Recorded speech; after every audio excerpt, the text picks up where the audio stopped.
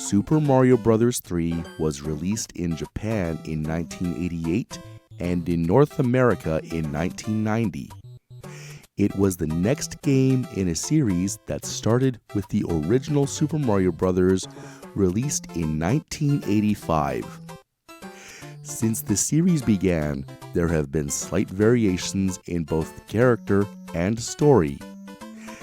For the purposes of this presentation, I will be sticking to an analysis of Super Mario Bros. 3, the last iteration of the character's adventures released on the original Nintendo Entertainment System. The game is described as an adventure game.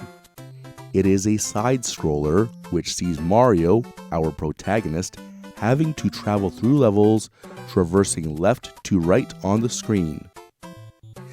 Each level is filled with obstacles, enemies, and the occasional bonus. Enemies include Goombas, which can simply be defeated by jumping on them. There are also Koopa Troopas. By jumping on these enemies, they retreat into their shell, but Mario can kick the shell. It can bounce back and kill Mario in the process. There are many other enemies throughout the game, from spiny-shelled creatures that Mario cannot jump on, to ghosts that will chase Mario if he's looking away from them. Another important element of the game is Mario's power-ups.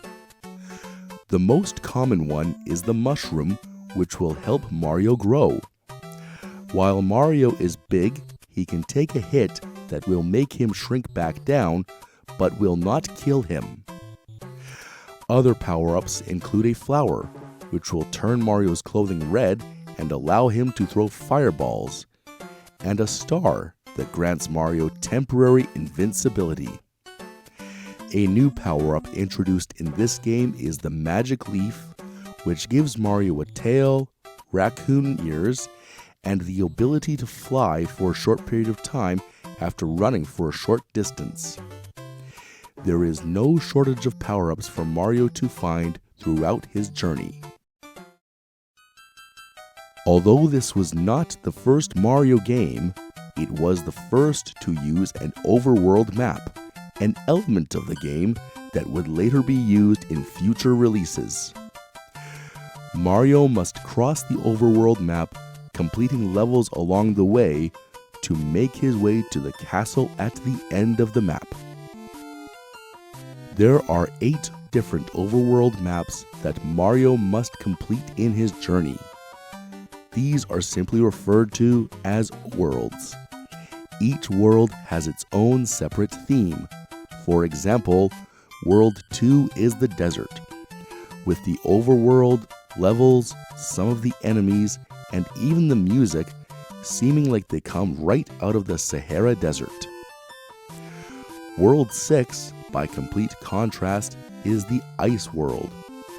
Many of the levels are white in color, and there are levels where the ground is actually iced over, causing the ground to become very slippery.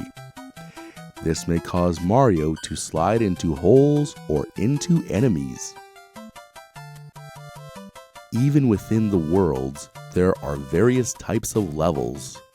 The most common type of level is the one that takes place on the ground, often with holes placed sporadically.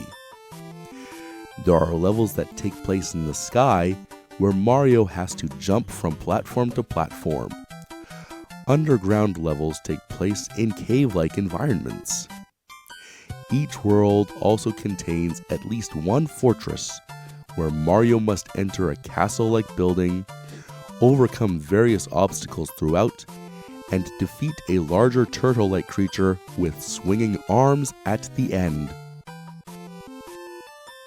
The main goal of the game is for Mario to rescue Princess Peach, also known as Princess Toadstool. The completion of each world brings Mario closer to his goal. Each world ends the same way. Mario goes to a castle where the king has been transformed into some form of animal. These animals change from world to world. Upon learning of this, we see Mario boarding an airship which contains many different obstacles, most of which are cannons firing in every direction. Once Mario reaches the other end of the airship, he travels down a pipe that brings him into battle with one of the Koopalings, the children of Bowser, King of the Koopas. Mario must jump on the enemy 3 times to defeat it, allowing him access to the magic wand that will transform the king back to his normal state and allow Mario access to the next world. As you travel through the worlds, both the worlds themselves and the levels therein progressively become more difficult. The first level in World 1 is quite simple, and almost any gamer of any difficulty level can pass it on the first try. The levels in World 7, by comparison, are quite a bit harder, as they test the gamer with more enemies, tougher obstacles, and even breaking some physics laws as Mario runs off the side of the screen only to return on the opposite side. The game is designed to help the player grow and progress so that the player can use the skills learned in previous worlds as they continue on. After 7 worlds of progressing difficulty and changing themes, Mario finally arrives in World 8, a lava-laden landscape called Darkland. This land features the most difficult levels in the game and even has some enemies we haven't seen yet. There are more airships, tanks, and levels with more enemies. Successful completion of these lands leads Mario to Bowser's Castle. It is the toughest castle in the game.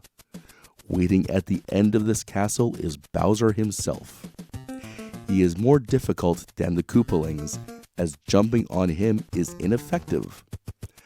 However, the determined, tenacious gamer will soon figure out what it takes to defeat this foe and save the princess.